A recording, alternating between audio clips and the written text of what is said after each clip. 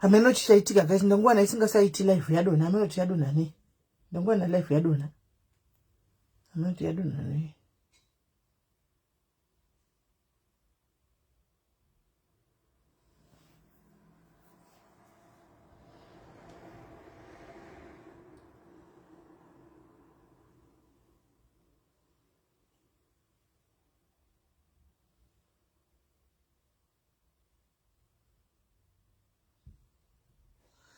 Yatadzoka ameno chichaitika yangodona. I don't know what happened. Hey, nana, how are you?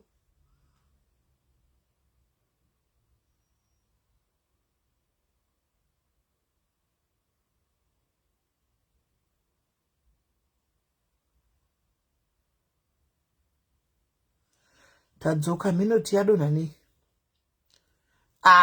Ndifunge yangodona. I think network or something. Ameno chichaitika. Ndazongwana yadona. Ndazongwana yadona. Right. Hi, my Trevor. Saka takatisi kutaura nenyaya iyo yekuti guys ngatiregei kurelaxa. Ngatiregei kurelaxa. Pamwe ndiye adonedza ndisi kuziya. Ngatiregei kurelaxa stereki guys. Iko zvine zvikumusha mastains ariko ari kubuda kumasubbook deals guys. Organic unodya uchi unless uri simbe. Kana uri simba patatashika pa stage yekuti vanhu vangashiti ndine stand kwakati ne stand kuti vamwe vawane kutengeserana zvino yabva yadona. But masubbook deals guys are the best, and make sure kana makuinda kunotengeserana mastands enyaya kumasubbook deals endai kwasubbook muno confirm first andika do your due diligence kuti ndiwe wega kuti involve the subbook zvitwe subbook ari mukati involve ivaine ma-affidavits andika ngazvitwe ma-signatures pasi nyorai musangotengeserwa kuti muri kutenga.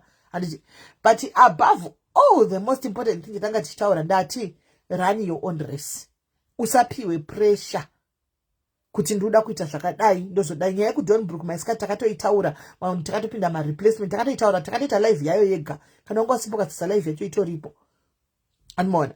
So kutorima chako sisi tagara tichivarimi ani munotona tichizozvipa hatina kana neleda tinotoita zvimuriwo zvakadai. So onyeni yangu zvine zvichitofaya anmona chiimagina inde apa kure ini animosati ndakamborima kuSouth Africa paya ndikamboenda mbiri yekunzi kai vanorarama nemavheji. Munoona mentality yatenge tinayo inoidzikisira mumwe munhu. Denda ndiri mumwe munhu ndakati veduwe zvino zvondosekwa kunzi kwai ndiri mamuro because ndairima puloti remunda wemavheji aizika bamwe ratse mbigi yese ndichisupply yona sipa kana kupi.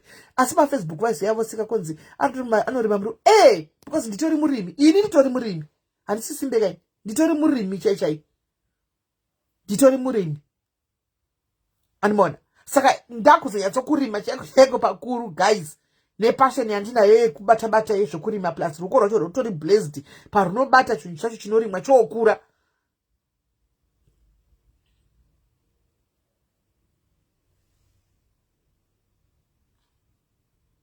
Handiti mazviona. So iripo uzoitarisa itoripo.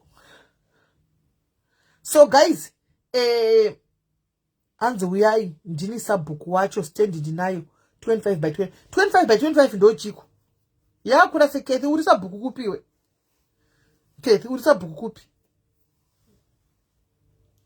Pane anyora masivanda mukatuma ari kuti hanzi kubulawayo anyora hanzi kubulawayo kune masubbook deals aya kundaba zinduna hanzi kundaba zinduna kwakazara masubbook deals. So I guess just try to go munotsvaga handika vekubulawayo munotsvaga kuti zvakamira sei muwane masubbook deals. Very 100% bo kumasubbook than mutauni.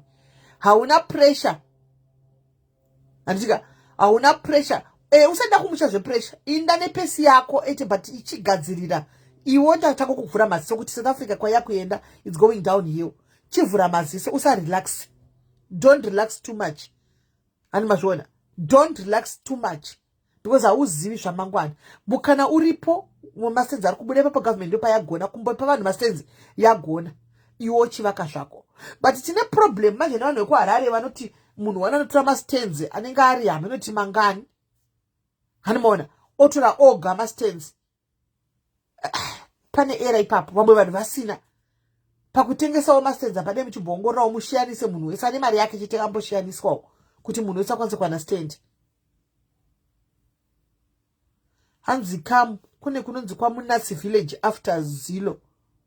after ziko ini pandoziva handitombokuzivi ishi kwanzi kune inonzi munatsi village uyu kete ari kuti ndiye sabhuku wacho saka this is the person to talk to vari kuda ini ziko yacho handikuzivi kwaziko ndokudemai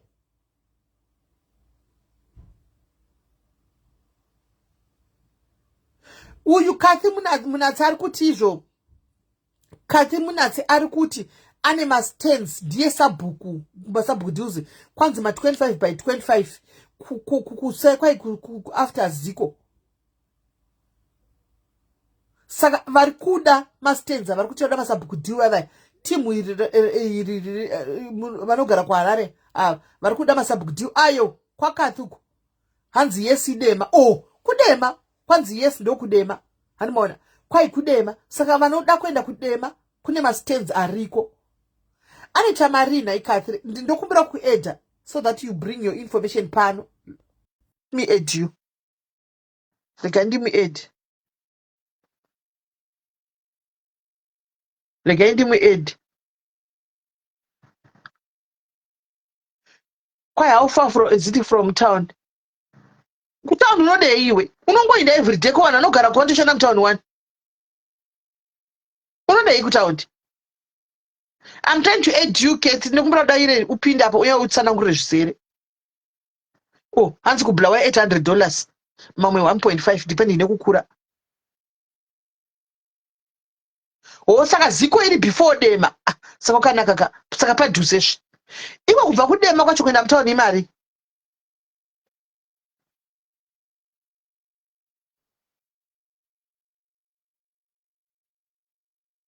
hanzi mastendi ekwaziko allegit how much handisati ndazindotoda kumuedha hasi kukwira kuti ndizive kuti imari mastendi aya kusaka vanhu mutsvaga mastendi aya ariko aya kwamakoni kwacho iri kuti no answer ndofunga network imari nai Kathy mani kikiri mastendi aya kwai dola padhuze apo panoita kombi dola kupinda mutauni padhuze panonzi dola kupinda mutauni guys aiwa titengere mastendi aya tengere masabhuku deals aya sure gracious imari nai Kathy mastendi aya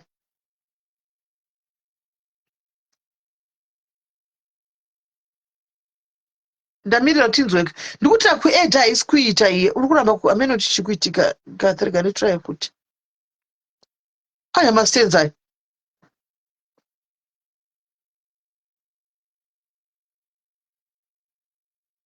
zvanaka ari kuti kunonzi kwamunatsi village ari kuti ndiye sabhuku kunonzi kwamunatsi village ndiye sabhuku kana mainde chida munoita madevelopments guys inda muita madevelopments ikoko murime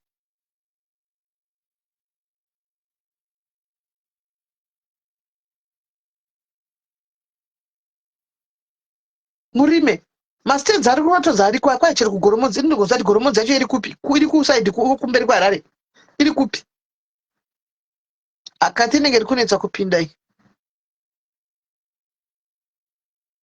hanzi kune 2500 square meters iri kuda 3500 pouya 1200 square meters iri kuda 1750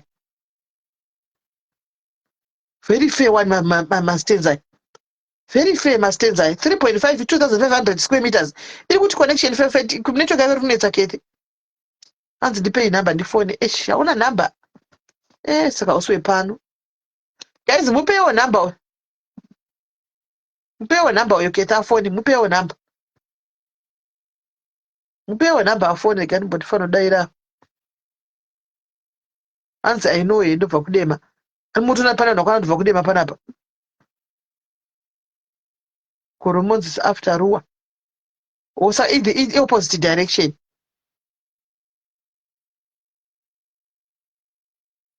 nai kwese kune mastands saka muri kumboyatsodei guys mastands ari iti yayo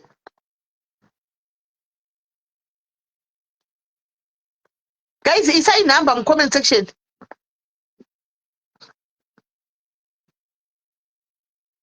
Isai number in comment section.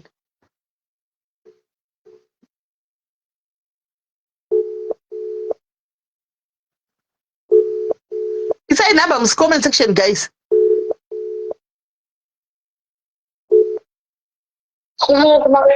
Mushe kanjani?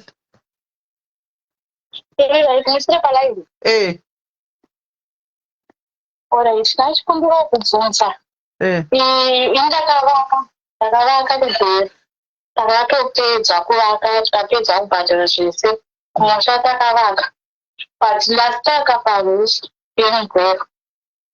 Rufu yangu changu. Visaipa ningikiri pa loudspeaker ndikunyatso kunzwai. Visaipa loudspeaker. Ndichisema earphones.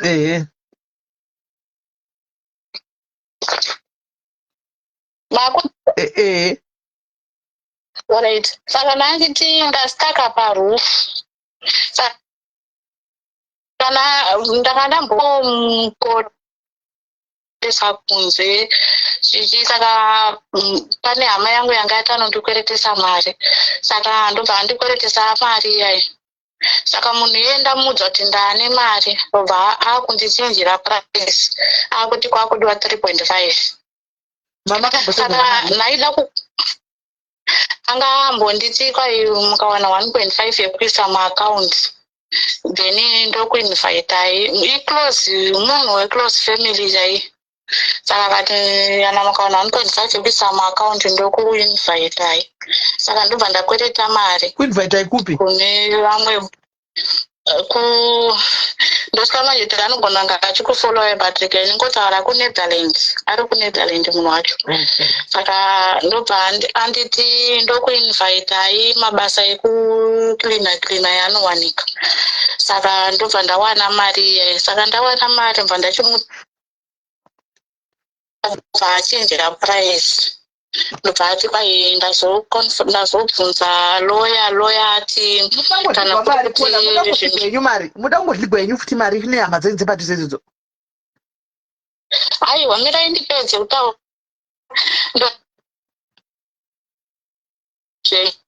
agreement of sale emastenzi nezvinhu zvesiso zvekumba zviri muzita renyu nemurume noenda kufanirwa kukuinvaitai mese chero musingauye mese nemurume ndosaka mari yawedzera.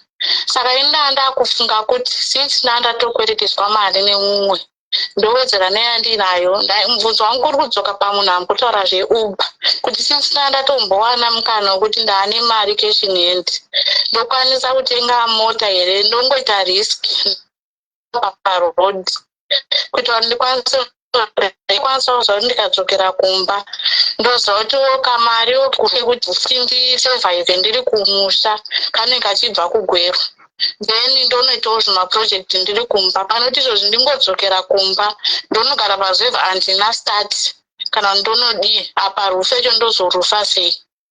Ndopfa vaine mubvunzo wangu kuti ndibatsira 1.5 iyoyo mutenga mama datsira 1.5 iyoyo mutenga mota. Atongoti mari yandinayo cash inonga i2000 ma-US. Sana ndakufunga kuti 2000 iyoyo inoita kuma40 then ndowedzerawo nekamwe kari muma-savings inogona kusvikawo kuma-50 ndotsvakawo mota iri9 kuno kuCape Town. Mota dzeuber idzi ma2.5 per week which means mwedzi unogona kuwana kana 10,000 or 8,000 roughly. Saka because rufu yangu iniri kuda 6 to 7,000 of which ndatone 2 years ndakastaka parufu ndiri kutadza kuiraisa mari yacho.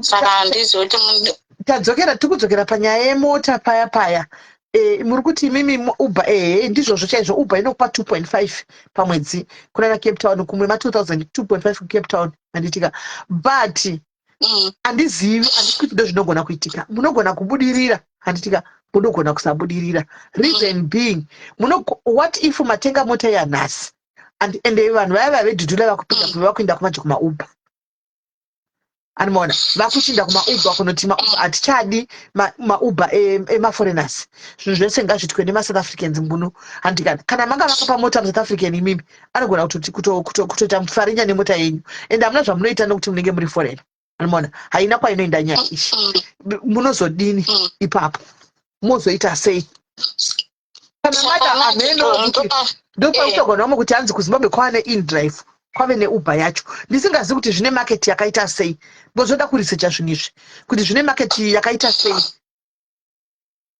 kuindrive mota dzekuzimbabwe kuti wane inoiswa paindrive ma4000 of which ndikatowana 4000 ndindatoclose kutowana mari yekurufa ndo iri kutonditambudza kuti ndikwanisa ndikarufa ndonoiswa kana vanhu 3 rooms ndovhara dzimwe 4 ndonogara zvangu pamba ndichiita maproject ndiri kumusha because kumusha ndakatovaka ndikatochuba magetsi everything zvoti kunoita maproject ndiri pamba nangosakwa nemvura but rufu ndo yandastaka kuti ndichikwanisa kudzokera kumba but inini kuti ndikuencourage kuti tengai mota South Africa ka handizivi hangu zvakwamura meno guys munozvionawo sei vanoda kutenga mota kwanza but inini hangu personally with what is happening South Africa I wouldn't advise kutenga mota South Africa inopiswa musina chamaita modi ndo papa because nachitiwo kana mwari vakanditungamira ndikangoitawo 10 months at least pasina problem yaitika ndoenda kwanisa kureza mari yerufu uku ndichishanda uber ichindipawo kamwe wanga uri muono wakanaka dei kusina zviri kuitika izvi wanga uri muono wakanaka chaizvo chaizvo vanhu vakawanda vakambodya nemauber sterek vamwe vakadya nezvimabhaiki zviya cheko zvetekeloti zvepauber zviya vanhu vakawanda vakadya nazvo but with what is happening right now I wouldn't encourage my sister. I wouldn't encourage. Yeah. Munogona kuzoita loss chaiche kuti munonetsana nemunhu akupai mari uko hamuna kana sendera makaita.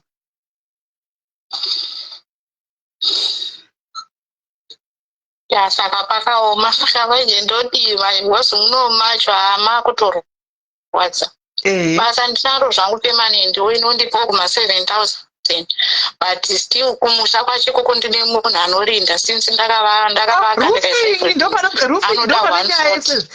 foundation simudza zvamaundo level aiwa hazvina chazvichemedzi stereki roofing ndokuvaka ndopane nyaya ipapo paroofing ndopanoperera game rose saka minoti ndingaitawo sei ndashaya handatambura ndashaya ndodi mwoyo wangu kumba watoveko but kuti ndingonotanga kuti ndonoita huku ndiri paruzevha ndisina kumboendawo kana nekamari kestart ndisinawo extra income dei zvazvichigona ka chinonetsa checho uri pabasa dei zvaigona waitonoti kunovhara 1 room chaiyo yekuti kunorufa 1 room chaiyo yekuti uwane pekugara antowana then you start making projects nemari iyoyo uri payadi iwewe antowana uchitoona kuti ndikuita nezvei uchiita zvaunenge uchiita uripo uchiona kuti ndingaita nezvei then uchispina mari yacho ndochokwadi manje mastenza ari kutengeswa kunana gweru mazana handimoaziva kuti haasi ekurufa nemarata vada kurufa nematiles saka haitombovhariki 1 haivha rufu yacho haitomboiti inoda ende kuti ndaimbofunga kuti ndomboisa kutafara new tafara tichienda kubulawayo kugweru kune new tafara bulawayo road handikuzivi ichi ilo density rati identity hayi masquare meters mangani ma 600 square meters saka ma-medium density ma-medium density ma-medium kusingatenderwe kuisa macotage medium density okay right pakaipa handimoona tichibuda mugweru tikaenda paroundabout yebatapo tichienda bulawayo pane tichibuda mbitana pane mastenza ari kuraito handizivi yangu long time handizivi chatomaona chatonomaona izvozvo okay ari kutengeswa nesheshamu inonzi sheshamu kana muchiziva ndoiziva sheshamu mamwe acho ari kusaidhi rekunana vari kuiti kumberi kwewoodlands mamwe acho emberi kwewoodlands aya ndakamaona amene itonzi mukoba 21 ndakaona ichiadvertiswa mukoba 21 ndiyo ndokwatakatenga ikoko but ndakatopedza kubhadhara zvese ndakabhadhara ndikapedza katovaka but ndastaka parufu unotostakira ipapo unostakira ipapo pakaipa pakaipa ameno saka ndongodzosera hangu mari yandandambobata mumaoko asi kumusha kuchanorarama sei lese wapedza kwakakola unoitei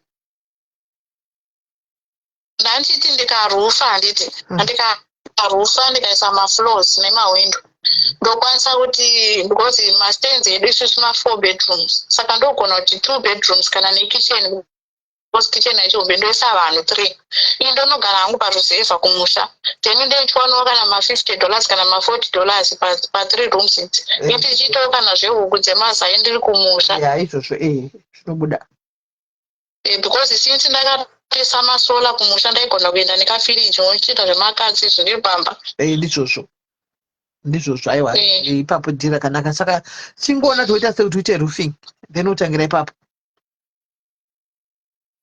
kunetherlands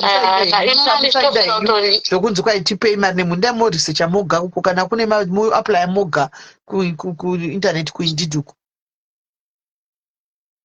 ndoona sekuti munhu akanga angoda kuti pamwe andogona kuishaya ndobva ndaiwana saka kuti achati mozapa ukama mune chingotaura senyaya kuti dai mamaita mari yakati ozoona kuti waiwana obva achinja sitomindorega ndiwedzere mari obviyasi aona mari yacho hakuna zviri kwaida kutongonzwawo kutongoti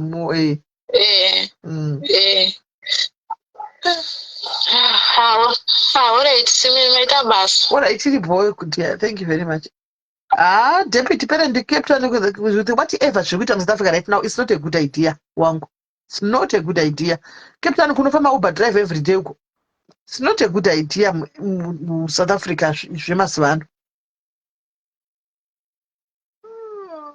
Anzichi zvaisisimeri ndiri kutengesawo stand yangu 1000 square meters iri muzita mangu, mapapers aripo, haina chikwereti. Ndatadza kuvaka nekuti handichashande saka ndoda hangu kunogara kwagogo ndichiita zvemaproject angu. Last time pandakatarisa value yayo it was 16,000 but willing to negotiate medium density. Manje mangonyora kuti vakutengesa stand yavo vanotaura kuti kupi, ndo zvinonetsa. Havana kutaura kuti kupi stand yavo yavari kuti vane stand yavo, handisi kuziva kuti havana kutaura kuti kupi, saka panonetsa. Regai tinzwi.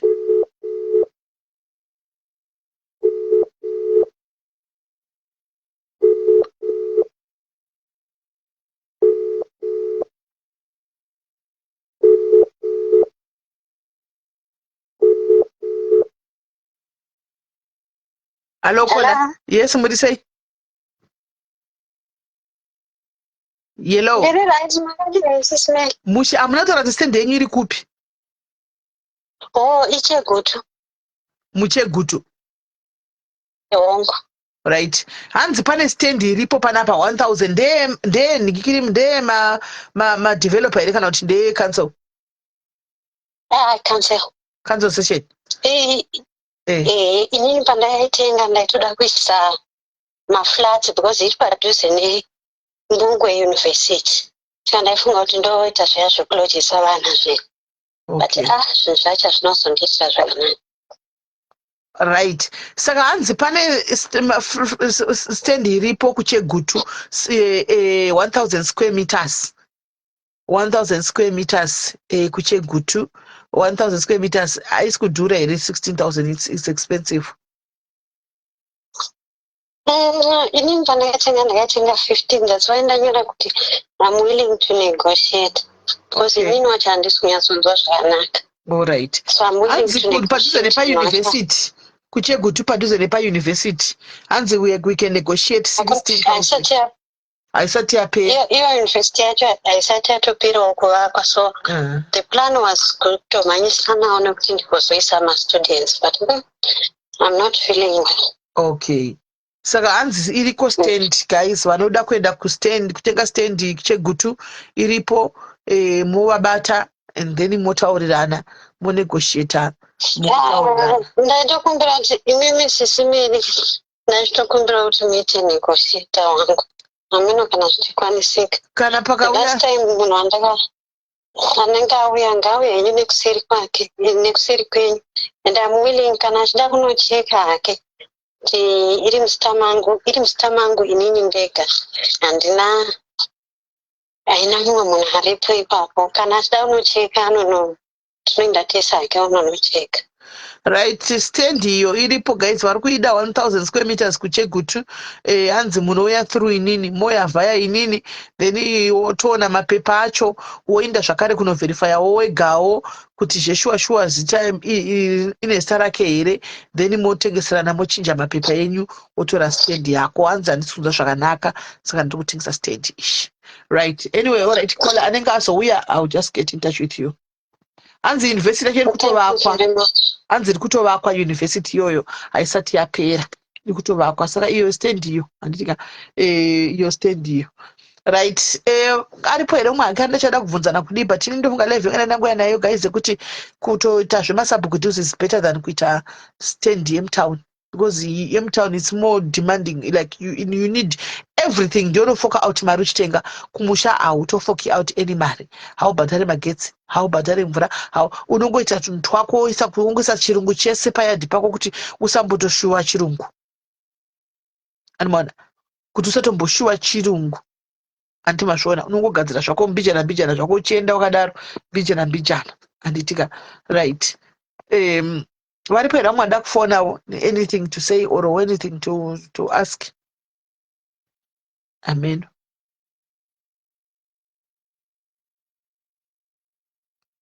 Kwanzi kune university iri kuvakwa, ine handizozivi hangu zvekuChegutu, ini ndingotaura zvataugwa, handizivi zvokuti university iri papi kudii. That one I don't know guys, I'm just saying zvavataura ivo pano. Pane umwe here guys angada kutaura something? Tichirara zvangu. Is there anybody who wants to say something? Just a reminder to the sellers, you need to pay 15% seller to the government when you sell your stand of property. So if you are selling Maria wakatenga nayo, you are going to lose out. Kana yes, it's true, kana vakatenga vane mastand emutown, kana ukatengesa stand yako, unless usati wave nemapepa uchitenga dzemadevelopers, kumadevelopers manje hapana pakunochinja zita, vari kushedzera 3000 maimwana kana 2000. Iwo stand uri kutengesa, wakaitenga stand yako 15000, right? Wakutengesa stand yayo uri kuda 15000 iyoyo, kunochinja zita uko kunodiwa imwe 3000 more kumadevelopers.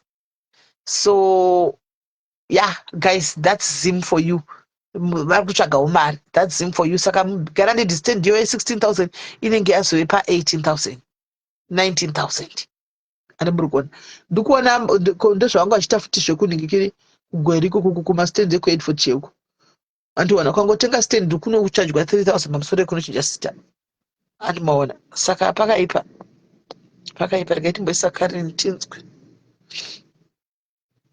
Keti atadza kukwira, Keti aripoyo, ati ane mastand kuko.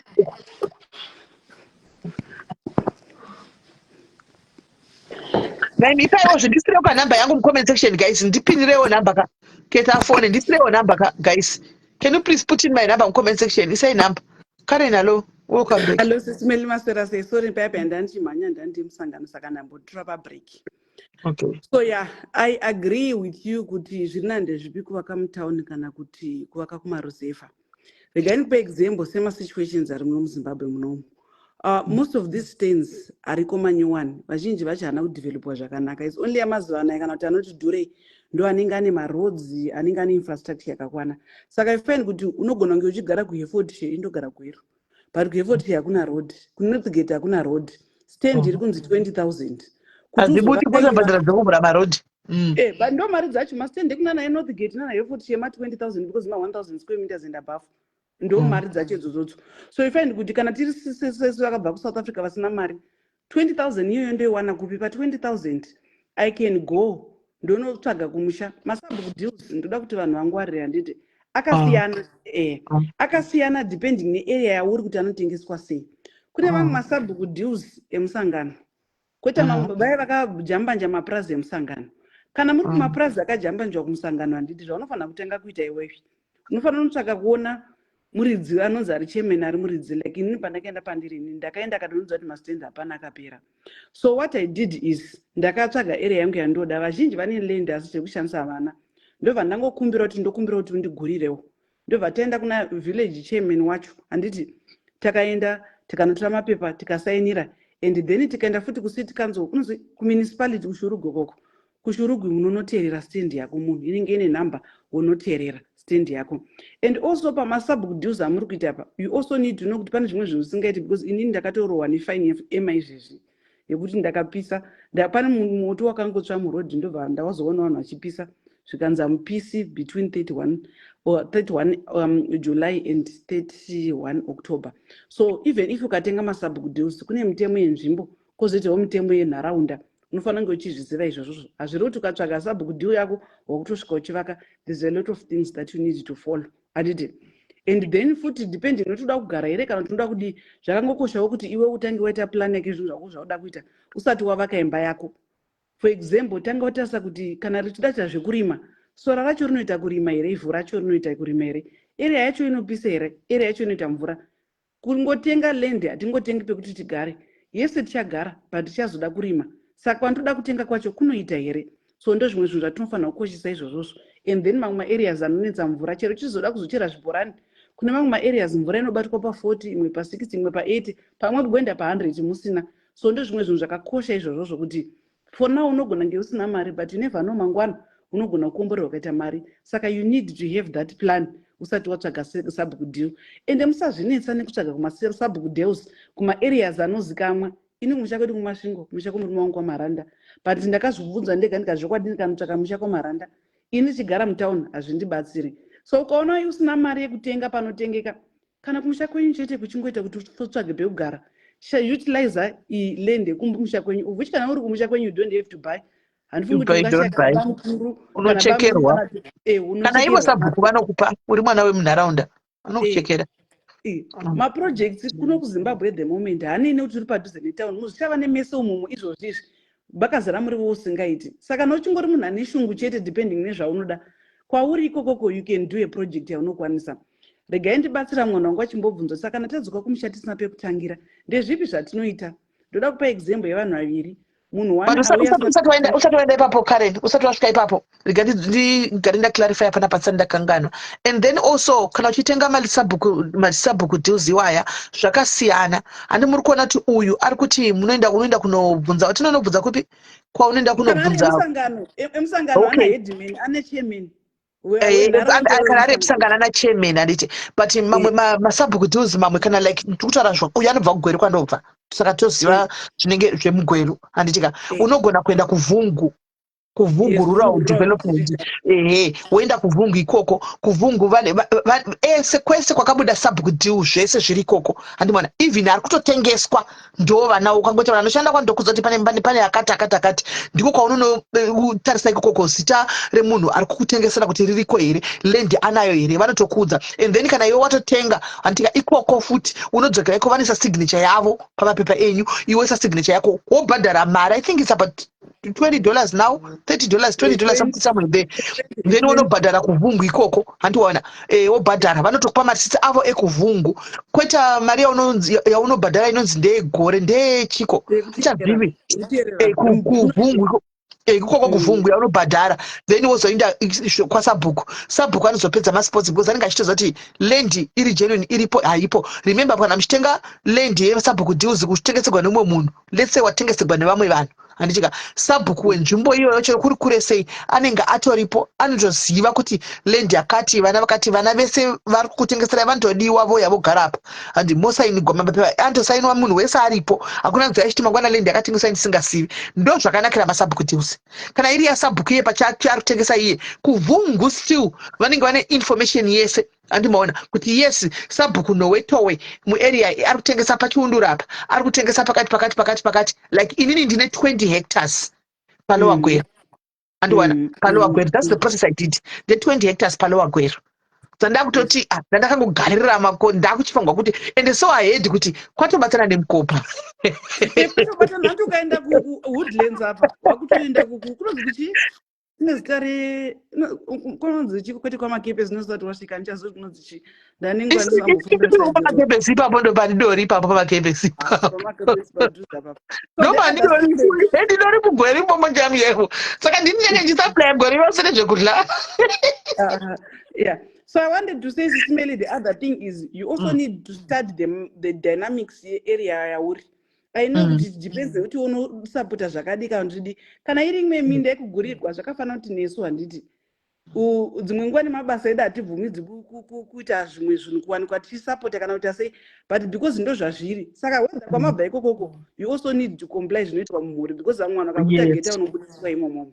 Saka zvakangokosha kuti hatina kuti ita kana kuti onekwa asi ratidza kuti une support like watinotogara kundoko kunzi unotonotsvaga kadhi remamwe maofisi aya, you know what I'm talking about.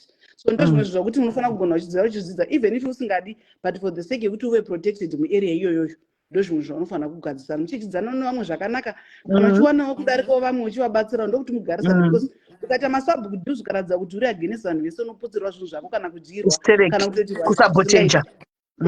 Zvakafanira kuti isusu patakasvika musi wakaema yakatisunga tisipo and yakatosunga munhasiriye, but because people they know us and also tikaona apo tikatino mhosva ndedu and we had to pay handiti.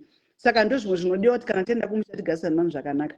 So I also wanted to say kuti kune vanhu vanga vachiti hatina pekutangira, kuno umwe munhu ane pekutangira. Kana usina pekutangira, what you can do kana wasvika kuno kumusha, you can provide a service uchigenerate mari yako. Chinongodiwa nechekuti uwane pekusvikira kana kuti ingava mari yekuti urende ukwanise kuwana mu one room, then you provide a service. Kana uchito provide a service, whatever service yawakadzidza uri kuSouth Africa, whatever service yawakadzidza uri kwauri kungava kuchikoro, you can actually do that in Zimbabwe because zvinhu zvine mari. Kuoma kwakaita nyika neindustry, it means more business opportunities kune vanhu vane pfungwa. Muno muZimbabwe kune munhu anowacha, kuwacha kuno kuti kubhadhara ma15 nema20. Munhu anozowacha $15 to $20 chaiyo kuti munhu auye kuzowacha. Munhu anouya kuzogadzira chero ingava kana kuti pipe yabesta ukangogona kuadvertisa maservice ako like what I said kuti vanhu vanovaka vakawanda.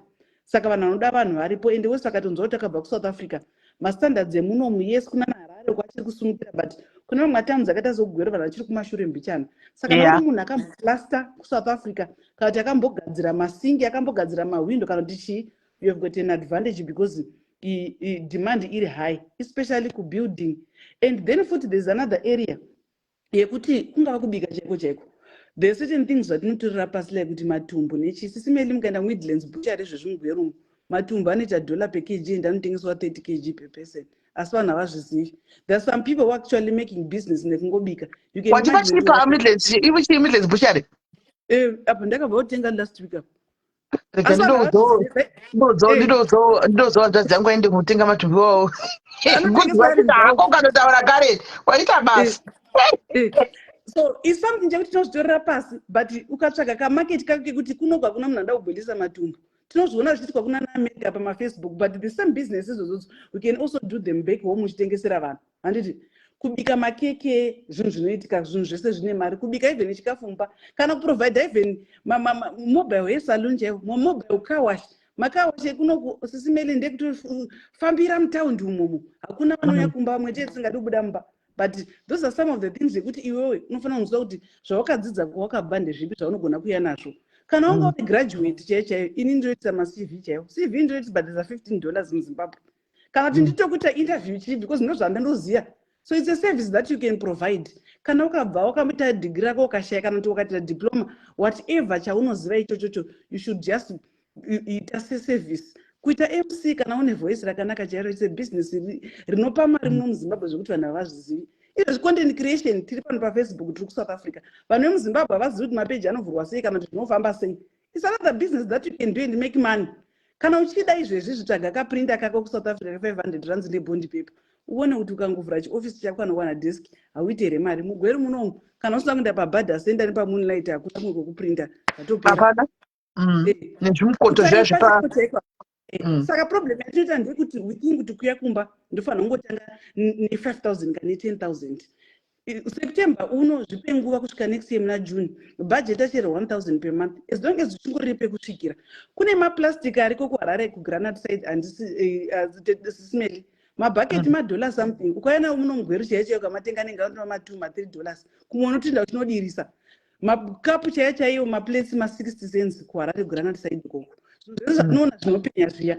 So it also depends kuti iwe unoda zvakati. Ukasati usimbe kuno kuzimbabwe unogarika, but ukaita usimbe zveshuwa unofanira nhamo because zvinhu zvinodhura. Mabhanana unongonotenga kumusika $4 for 15 wopinda muna first kuita $4 for 7 wati 100% full profit. So it's up to you kuti udecide kuti unoda chii. Macosmetics mune mashop akawanda anotengesa magroceries, but macosmetics hakuna. Musuno ndaitsvaga inozi chinyi sunscreen ndakaishayiwa mugweru muno, but something chekuti unogona kutsvaga maclients ako 10 aunoti every month ndoda kungokutengerai matoiletries. Isusu tiri panapa tichadawo mafoam bath, tinodawo maperfume. Ukatsvaga vari 10 vaunoendera kumesina every 2 weeks, imari inoenda unenge uchirova maprofits double pa each and every product. So there's a lot of things that you can do zvinokupa mari. It's not easy, asi kana uri munhu ako asina nungo anoda kuita zvakawanda kuZimbabwe kunogarika. Amen. Problem manje ndekuti vanhu vajara easy kuSouth Africa, vanhu vane fear of the unknown, kutya kuti takadzokera ndonodini ndonoita sei. Havasi kuziva kuti those small things are the ones that are making people you are making money nazvo kuZimbabwe. Kutengesa iwo mafoam bath, kutengesa iwo masunscreen. Andika imbofungai vana vese vemasope vaya variko kuZimbabwe, sunscreen yo itori pademand, they cannot live without. Zvasa nekuisei kwavanopiwa handimaona. Saka unenge uchitozikanwa kuti vanotengesa masunscreen, vanotengesa iwayo manhingikiri iwayo mafoam bath, vanotengesa sipo dzakadai handikuona specific like kashop kako kanongotengesa zvinhu izvozvo unotoita mari handimaona. Listerine inoita $10 kwanyaningwe ku $10 asi South Africa ukatiwana dzinoita 3 for 2 dzita 76 saka Listerine yayo imouthwash muromo ukaona dziri 3 for 2 iwe dzitenga 160 iwe kunokuwa kuita $30 imari profit yo of which 2 ndo unongoya nato musaga unongoza musaga waya nacho. Saka nyaya ingoripo ndekuti iwe chingotsvaga chinhu chisipo paground chete kana uchina vanhu vakawanda itai like vakadzi vandaudza kuti ndoda kuimba vakadzi kuti kana uri mukadzi anogona kuplasta, handisati ndamboona mukadzi anoita plumbing muno muZimbabwe kana builder. If you are that person ane simba rekudaro nekunaka kwaita social media ita basa rakanaka unofanira mari muZimbabwe because mabuilder ane mari kuno.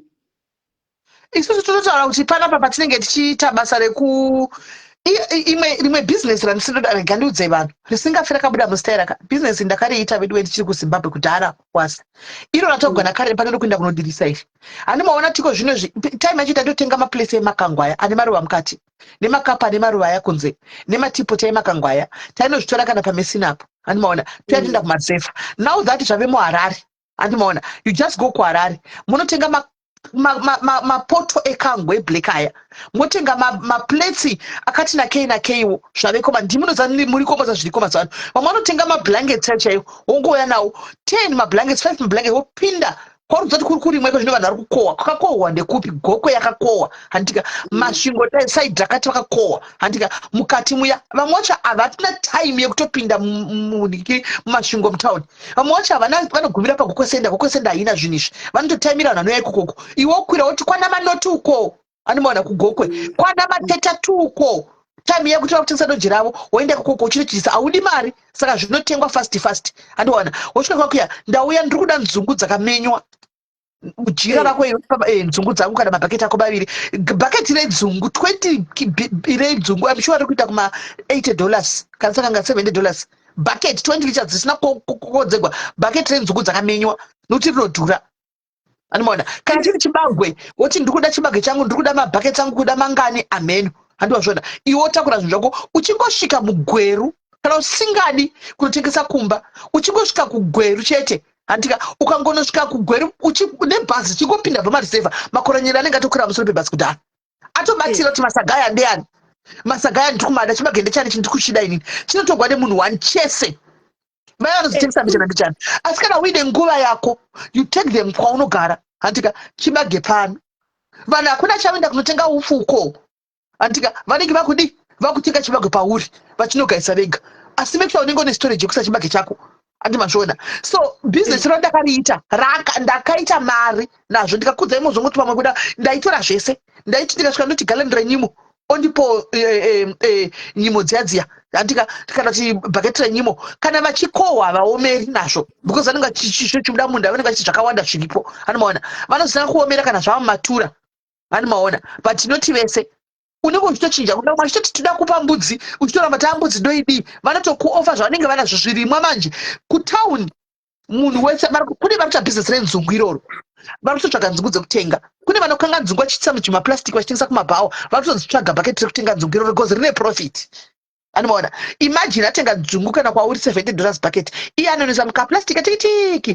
kakaya achiita 50 cents pabhawa ende nzungu dzotengwa usiku hwese vanhu vanenge vari kumabhawa vachidya vachitenga nzungu dziya vachidai anomaona bhaketi riya rinomudisira times 3 anomaona zvichimiri chega ntaurike kupedzisira ndisandadzokera kubasa kwangu the other business rine mari izvezvizvi everyone is talking about health eating muno muzimbabwe izvezvizvi sagare mhunga kuna namwenezuko bhaketi rinoita $4 but kuya naro muno mharara rinenge ra$25 rakangwa so feni kuti kanguri kamaketi kekuti mukaenda kune vanhu vesda kana kuti vanhu vanoda zvehealth zvechii imagine kuti unongotsvaga madheri uyu yako uchiita saka nyaya ingoripo ndeyekuti iwe ingozwa kuti zvinhu zvisava vakawanda ndezvipi zvandogona kuita ende ndira chete inega inongodzokera kubasa. Right, thank you very much Kate, thank you very much my Karen, thank you very much my sister, thank you. Right, hello Kola mushe mushe kuri sei ndinoda kubatsira rikutaura vantu zvezveuber anga achida ari kuti mari yainayo oinvesta uber mari yake 2000 USD which is $40 I mean 40k kumaranda ndito achazoda kuwedzera iwe ini ndandiri kuti izvoni handisi hangu kumudiscourage kuti asatenge mota kana akada kutenga mota ngaacalculate mari dzake ngaasati pamwedzi ndinoti ngaasati 2.5 per week mota masimbi inogona kungofa sismeri anything can happen even paroad handiti also ngaanamate kana ada kutsvaga driver anototsvaga driver kwaye chaichaiye kuti anomupa mari because anogona kuona driver kuti anogona kumuti handausta target uber yasiyana nemakore apfuura because zvinezvi uber ichawandira almost everyone ane mota yake saka munhu sangoti akawana kamari akuisa mota yake pauber handiti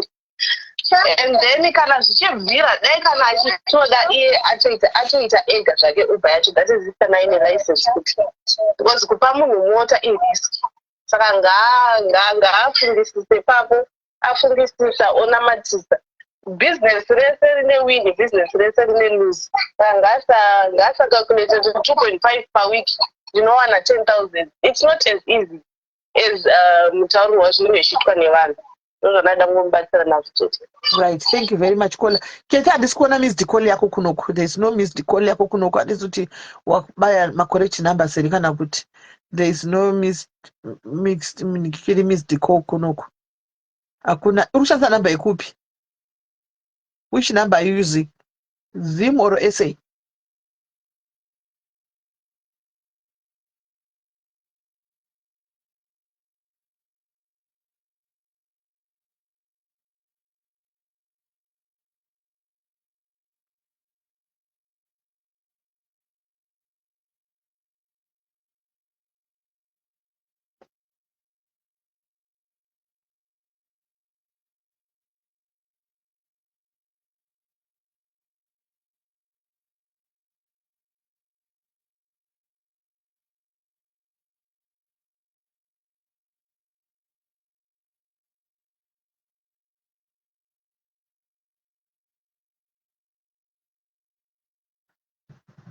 Right,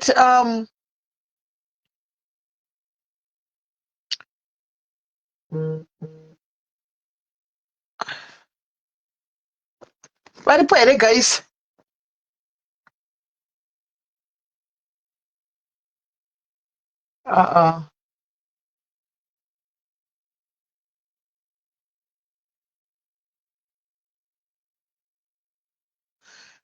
Varipo here vamwe guys?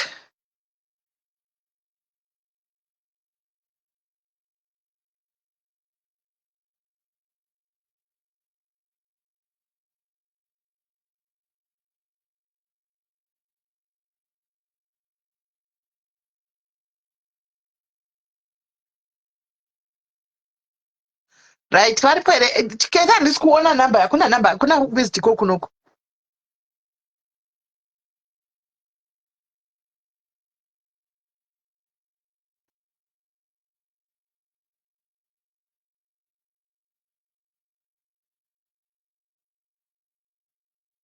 hanzi tumandikire chichi zvekutywa government izoti zvakadai so izvo haiwawo hatisi zvokuti tingavhunduka izvozvo. Chikuru munhu ngaashande. Mabusiness ideas akawanda. Maybe one day I'll have to come ne-live yema-business ideas iyoyi. Antika business ideas, then we share each other. Toona kuti munhu uri kupi, what can you do, ungatanga kuita business nechi zvichienda zvakadaro. Anomaona.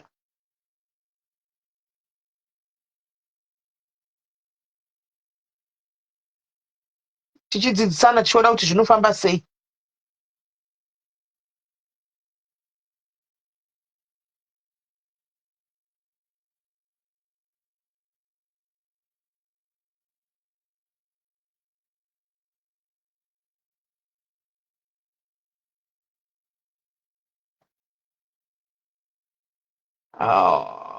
Sanongopindirawo.